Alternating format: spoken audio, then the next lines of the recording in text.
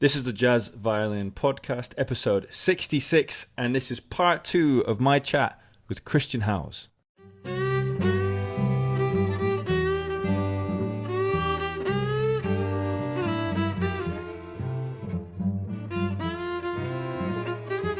The Jazz Violin Podcast is a podcast aimed at people who love jazz violin, who are learning to play jazz violin, who are already playing jazz violin, or who like listening to other people talking about jazz violin. First off, I'm just going to talk to you about Patreon. If you love the podcast and you'd like to support us, you can do so by giving us a very small amount of money every month on Patreon. My podcast patrons get the opportunity to ask me any question about learning jazz violin, or just learning violin, or just jazz violin in general, and have it read out and answered on the podcast. I'll be reading out one of those questions and answers at the end of this episode. Patreon is also the place that you can get involved in my teaching. There are a bunch of different tiers on Patreon, where you get varying degrees of access to all of the teaching material that I produce every month. I have a course on there for people who are just starting out playing jazz. I have weekly guided practice sessions with me every Monday evening. I have the opportunity to get one-to-one feedback from me, all based on what you need. I do monthly live streams for all of my Patreon people, and I also do a monthly live Q&A. If you're learning to play jazz violin, I think I can help you. The link is in the description of this podcast. This is the second part of my chat with the amazing Christian Howes. He is an amazing violinist and has been educating violinists how to play alternative and improvised styles with his Creative Strings program since 2011. Check it out. Dive into what you said. Yeah, like what you said is figure out what you want to get out of it. I like that, because it's like, well, why do you want to get into, whether it's jazz or whether it's something else? People talk about this. I've heard people, a lot of gurus or whatever, say that there's 6 universal human desires or 5 universal human desires. You know, it's something like we all need safety. We all need safety and security, connection, to feel needed, to feel seen. It's these types of like basic fundamental human needs. And so a lot of times when we ask a question like, do I want to play jazz? It's like, well, why do I want to play jazz? Well, I want to play jazz so that I can have more opportunities to earn money, more possibilities to earn money, or because I want to find other ways that I can connect with people and meet other musicians that's not limited by only playing in an orchestra, where, you know, that's hard to find, or because I want to feel seen. I want to feel special. I want to feel that I have a voice. I want to feel that my unique personality is being received and acknowledged. Or it's like, I want to contribute something to the world. I see my place as a musician as being like a healer, a giver, a community builder. And I see that this gives me more ways to do that, right? So those are 4 very different points that we can arrive at of why do I want to do something. And again, let's not just say, why do I want to do jazz? It's like, why do I want to go beyond exclusively playing prescribed parts? Yeah. Which someone responded to my, I have a newsletter. I have over 10,000 people on my newsletter. Anybody's welcome to join it at my website. But I wrote the other day about how there's a lot of wonderful classical teachers out there who will offer, as part of their promise, they'll say, come study with me if you want to win auditions. I will help you win auditions. Well, that is one reason to practice, because you want to win an orchestra audition. Now, I guess that in the UK and in Europe, there's more orchestras. I don't know, but I don't think there's even that many over there. But in the US, there's just not a lot of orchestras. And it's definitely not the way it was in the heyday, where like you could have this sweet life. I'm not even sure how sweet of a life it was, but it was made out to be. So I said in my newsletter, I said, look, if you want to win auditions, if that's your thing, if you want an orchestra gig, power to you. Go for it. You know, I mean, and everything that comes with it. I mean, that's very competitive for fewer and fewer spots. It's hard. Not everybody is going to be able to win that gig. But I'm not going to tell you you can't do it. You might be able to do it. But I said, on the other hand, you know, if you wanted to get something else out of playing music, maybe it's not solely to get an orchestra audition, but maybe you see that there are other opportunities to earn money as a musician, keep your instrument in your hand, or maybe you just want to be able to connect in different contexts, different situations, different communities, different musicians, of all kinds of musicians beyond orchestra. Then you're going to want a different teacher. Yeah. You're going to, you know, and now somebody took issue, you know, and I said, you know, because some people, you know, winning auditions could be a reason for somebody. But for a lot of people to play music, I think we want to optimize our musical activities and our practice and our lessons around joy, health, and connection. And I said in my newsletter, I said, so, you know, those could be some of the reasons that you look for another coach who's not making their core promise to help you win an audition. And I had a classical reader write me back, and they basically said, you know, I could tell it triggered a nerve. Yeah. And first of all, they said, I find that I get all those benefits from just practicing classical music. Okay. They said, you know, so like, I guess they were referring to like joy, health, and connection.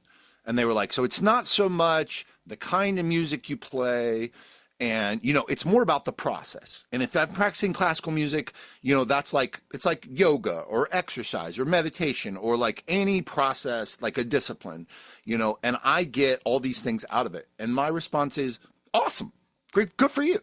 So if you're a person and you feel like, no, exclusively, I want to play classical music and I'm going to practice it.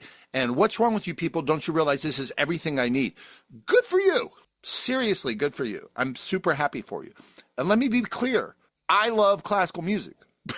What I'm advocating for is not either or. I'm saying yes and. So I enjoy classical music. But now this person went on to say, they said, and, you know, of course, classical music is a little bit, the classical music world may be narrowly defined, as you said, Chris. But if you look at the best players, they're all creative in their own right. And I said, absolutely. They are creative and it's narrowly defined. and the definition of being narrowly defined means that it excludes. So if you are exclusively practicing playing prescribed parts, yes, you may get a lot of benefits out of that, but you are also absolutely being excluding yourself from other opportunities. So Definitely. So if you are exclusively practicing playing prescribed parts, yes, you may get a lot of benefits out of that, but you are also absolutely being excluding yourself from other opportunities. Definitely.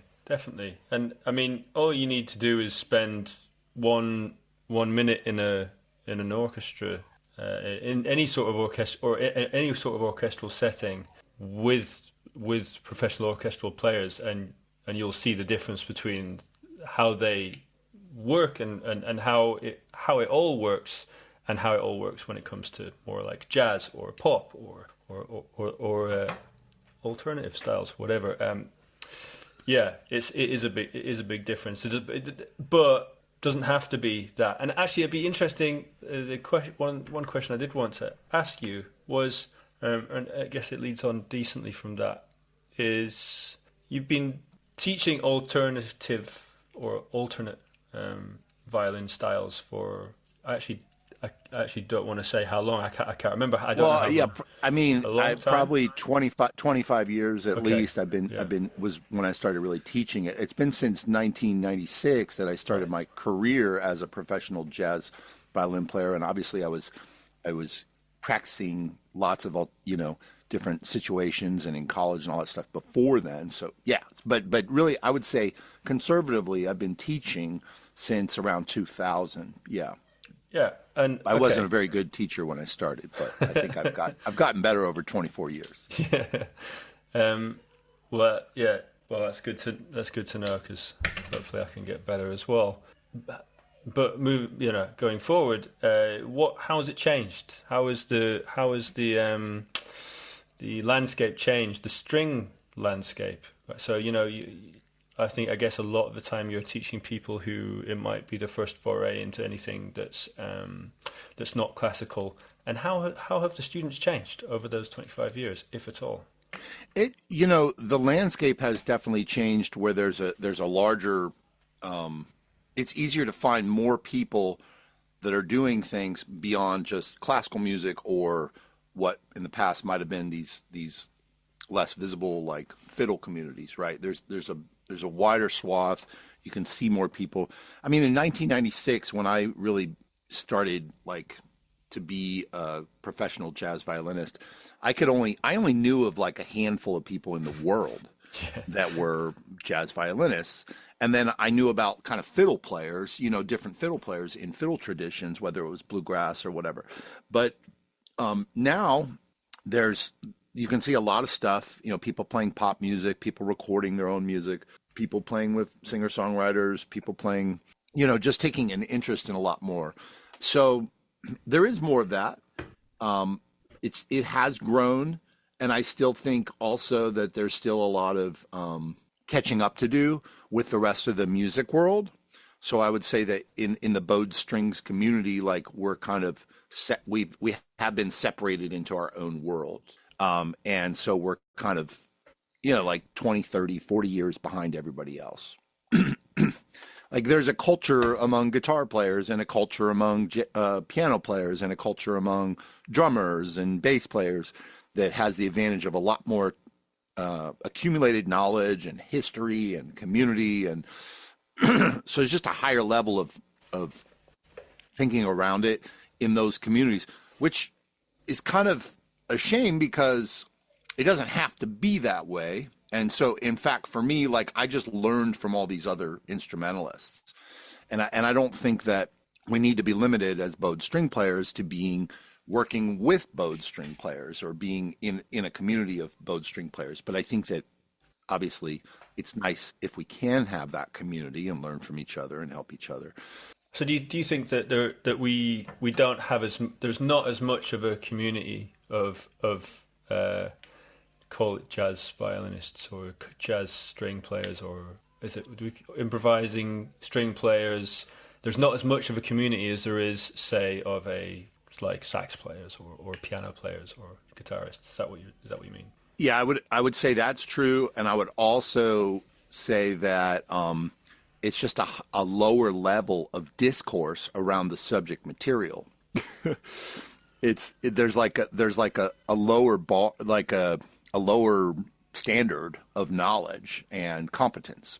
Yes. In the community. So it's in other words, electric bass players are expected to have a certain types of competence. An electric bass player should be able to play the bass line on certain types of songs. They should be able to follow chord progressions and remember those chord progressions, right?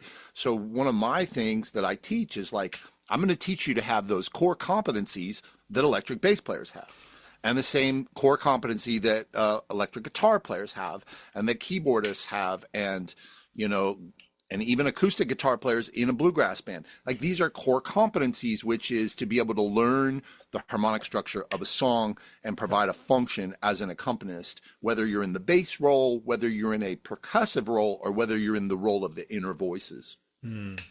I call these, and this maybe is a little bit of a digression or a tangent, but I call this the caretaking role. And so you're a new father, so you can appreciate this right now. Congratulations again, by the way. But it's like all of a sudden, you have to take 2 hours a day maybe, and you have your new baby, and you're like, wait, what am I supposed to do? You just need to, and your wife is like, you just need to sit with your baby, and you need to watch him.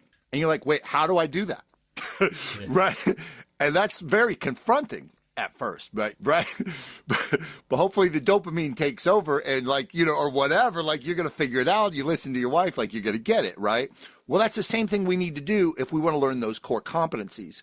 We kind of have to do a 180 turn and be no, it's not all about soloing melody. It's play that bass line and keep it steady. Keep that chord progression steady. It's caretaking for the harmony. It's caretaking for the groove. And like, that's very humbling. So all these rhythm section players are expected to have those core competencies. And by the way, so do saxophonists when they take a burning solo. Like, at the heart of that burning solo is like, they take responsibility for the time, they take responsibility for the harmony. But it starts with the equivalent of watch that baby for 2 hours. And if they cry, give them a bottle of water. And that's really hard to do if you've oriented your whole life around other things. And all of a sudden, you just have to take responsibility and just be present to this thing. And you're like, no, but I want to just play a burning solo. It's no. You got to learn to do this before you can do that. Yeah, that is interesting. And I think that,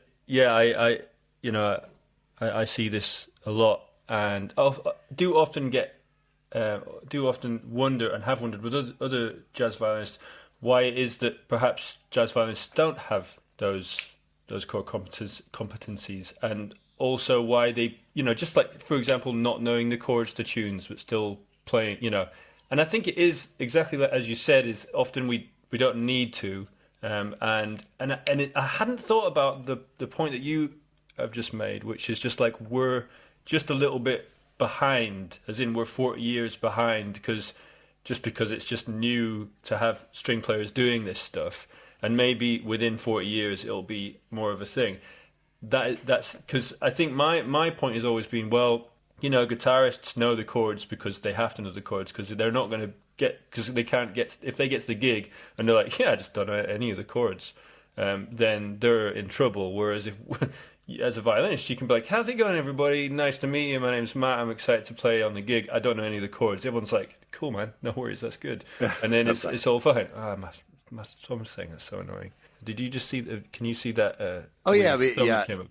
But think about it. It really is the same. It's like, it's the same thing for like a father, in my opinion. I mean, I'm sorry. I just want to dial into this, because as a father, we can be like, okay, baby's mama, okay, you got it? Okay, cool. I'm going out. Yes. You're right. That's a really, really good point. And and what happens is, historically, the way I understand it, and sorry, everybody's gonna have to really, really indulge me on this analogy now. No, I'm down for it. But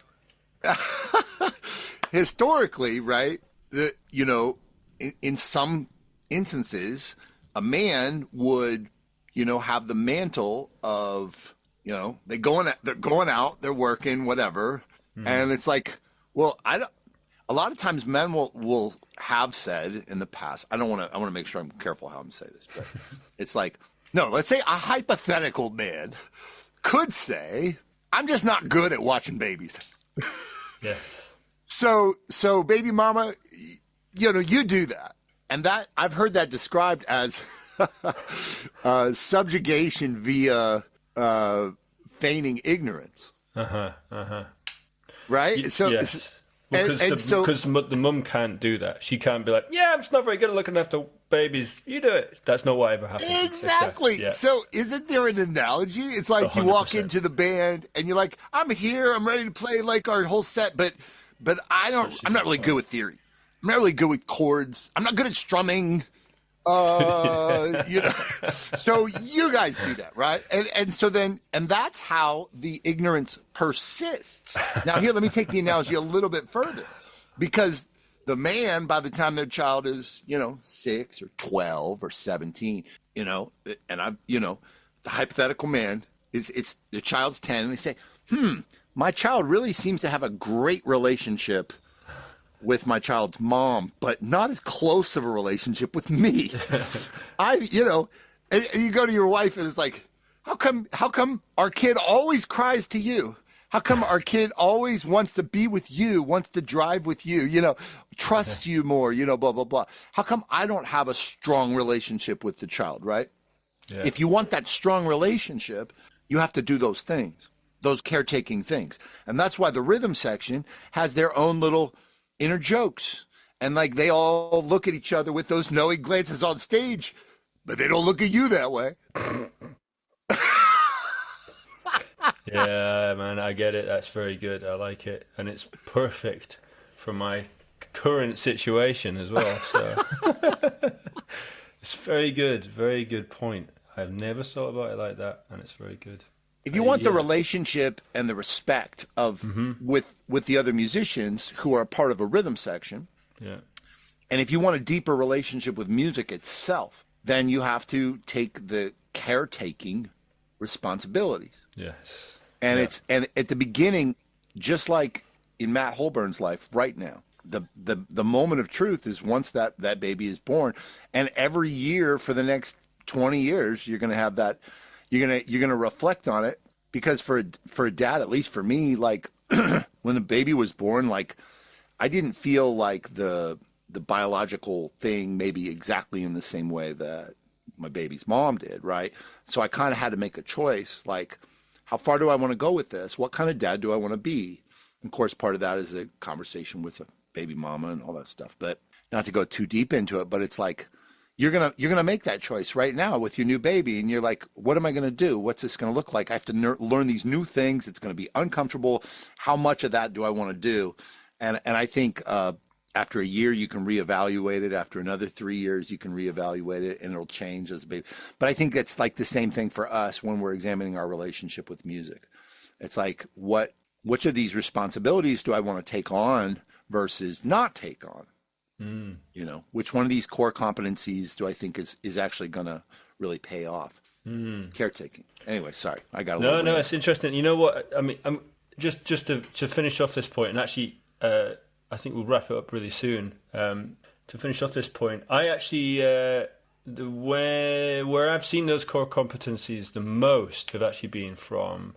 I often end up doing this, and maybe people don't like it, but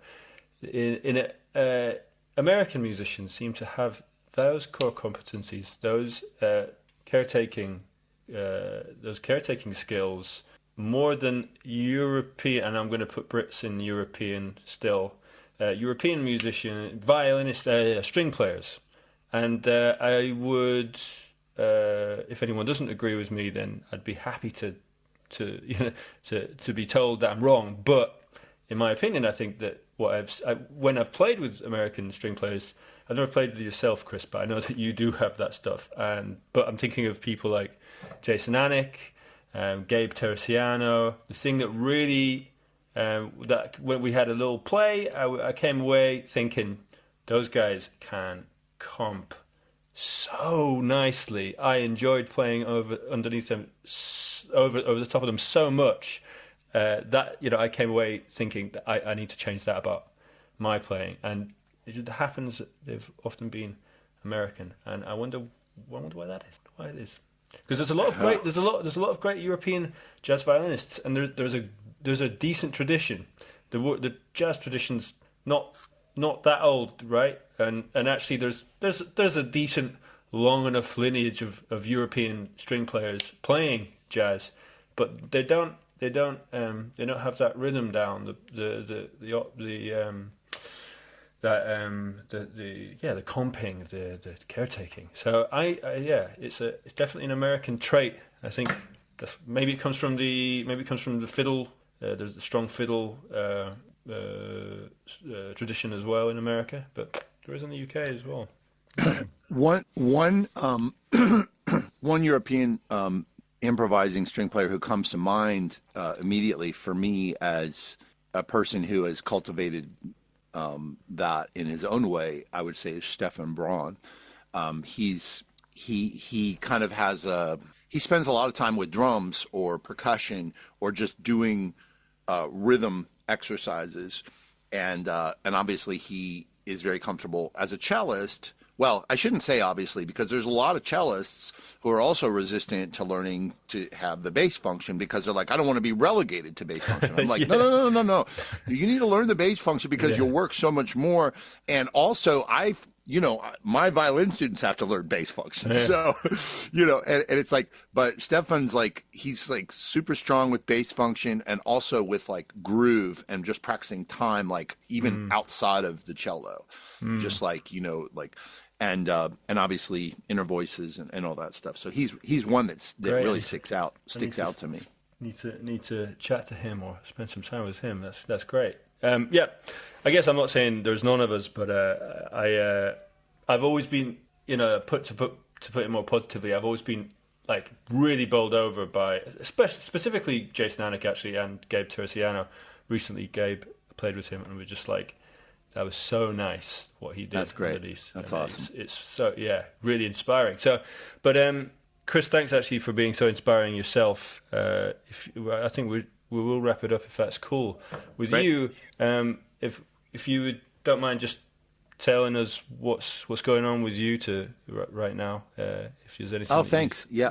Well, I'm running my camps in the U.S. and I also run a camp with Beju Bot in Lausanne, Switzerland. We're going to do the next one in May 25. So these are like gatherings for creative string players. It doesn't have to be just jazz. It's like get together live. So you can find info at christianhouse.com. Also at christianhouse.com, you can jump on my newsletter. I send out a lot of emails, and I tell stories. I give away free advice. My YouTube, I have tons of free lessons there, and some of them you can actually play along with hundreds of my lessons in different styles, different levels, all that stuff. And or you can join a class or just reach out to me if you have a question. Join my community.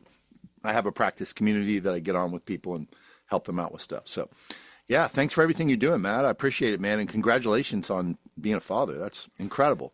Thanks, Chris. I do wish I'd had a bit more time and could chat to you about your practice community, but maybe another time. We'll do it another time. It's all good. Thanks. Yeah, great. Good to be in touch, man. Take care. Yeah, dude. Thanks for checking out the episode. I'm just going to finish off this episode now with a little answer to one of the questions that I've got from my Patreon people. The question I was asked was about this tune Nature Boy. So somebody who has been working with me for the past couple of months has been asked to look at the tune Nature Boy for the first time, and they asked me how would I go about learning to solo on it.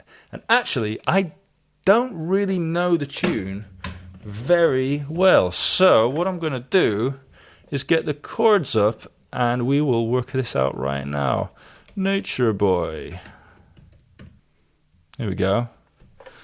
Okay, so it looks like Nature Boy is basically in the key of D minor consistently throughout. So this is going to be a simple thing for me to talk to you about. The first thing you want to do with a tune like this is try and work out some scales that are going to work over most of the tune, or some scales to base a bunch of your improvising on. And in this instance, we're in D minor for pretty much the whole time. There's a bunch of A7s in here and E half diminished. And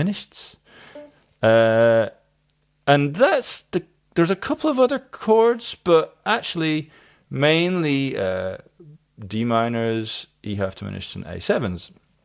And all of those chords come from the D harmonic minor scale. So I would say the first point of call with this tune is to be able to improvise around with it and just enjoy playing the D harmonic minor scale over the whole thing. After a little bit of time, however, you will find that that'll bring only a certain amount of results. It's a quick fix to how do I play over this tune, but after a while you'll realize, okay, this isn't all I can do, and this isn't all that one could do. The next step for me would be to actually just learn the chords, and if learning chords is difficult for you, at least be able to follow the chords with your mind and your instrument. And the best way that I think for anybody, especially someone who's just starting out with this stuff, or anybody actually, is to try and pretend to be a bassist. So you want to look at all the chords and say, right, what are the notes in those chords? Learn all the notes in those chords. Learn them in first position. So I'll get my violin. Learn them in first position. In this case, it's Nature Boy D minor. That's D minor in first position. We've got E half diminished. Oh.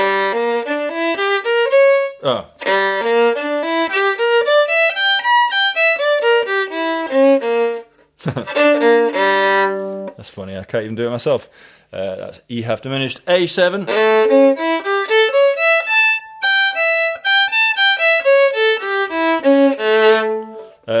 yeah, and do that with every chord that you see in the tune, and then basically find ways to move through the chords in the tune, just using those notes. Now, depending on where you're at with this, you can do it with 1 note per bar, or you can do it with 2 notes per bar, or you can do it 4 notes per bar. 1 note per bar would be like this. And what I'm doing, is I'm basically improvising, only using the chord tones and sort of following the chord sequence. So the first version of it would be, I'm just going to go for the first 4 bars, which is just D minor, E half diminished, A7, D minor, E half diminished, A7. Simple, right? So 2, 3, 4, 1, 2, 3, 4, 1, 2, 3, 4, 1, 2, 3, 4. So that's me basically playing long notes, mainly 1 note per bar. Now we can say 1 note per chord. So 1, 2, 3, 4, 1, 2, 3, 4, 1, 2, 3, 4, 1, 2, 3, 4, 1, 2, 3, 4, 1. I'm just using the chord tones, finding nice melodies that will walk through or sort of pass through the chords, and I'm giving myself these restrictions of, okay, I'm only allowed to play 1 note per chord. Why don't we do 2 notes per bar now? 1, 2, 3, 4, 1, 2, 3, 4, 1, 2, 3, 4, 1, 2, 3, 4, 1, 2, 3, 4, 1. Again, I was doing the exact same thing, but I was just sort of picking up the pace, playing 2 notes per chord. Okay, and now I'm going to do 4 notes per chord, 4 notes per bar. 1, 2, 1, 2, 3, 4. I was wrong. 2, 3, 4.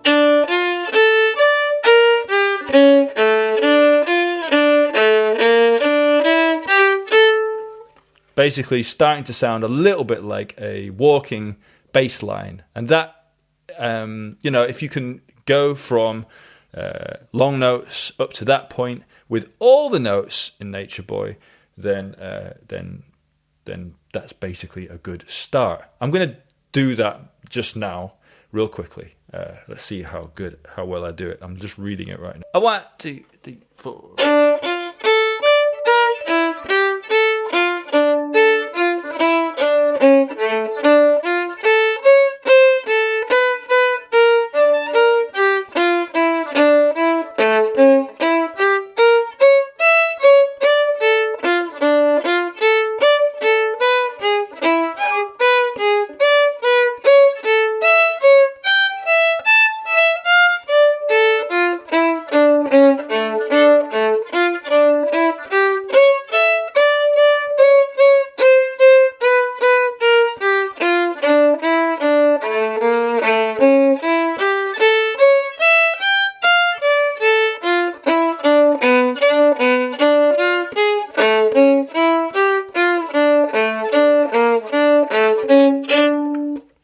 Okay, not really knowing this tune and just checking out a chord sequence that I found online randomly. Hopefully that was correct, but I think I did an okay job of following whatever I was reading.